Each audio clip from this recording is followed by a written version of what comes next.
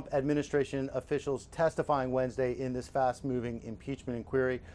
The first telling investigators that the former national security advisor John Bolton warned staffers that President Trump's personal attorney Rudy Giuliani was playing a large back-channel role in Ukraine policy. The other testifying that outside lobbyists were pushing for the removal of the former U.S. ambassador to Ukraine over fears she wasn't loyal enough to President Trump.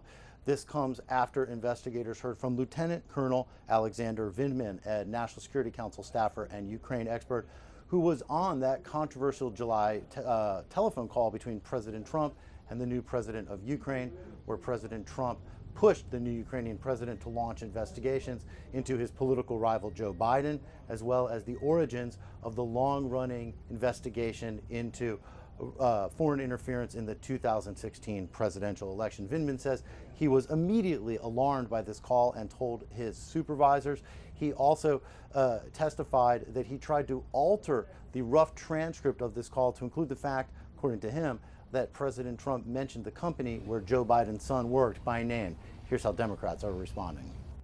Colonel Vindman made a very strong case that what the president did happened and was very, very wrong. And to defile him, sometimes you wonder how low this president can go, but he keeps getting lower and lower.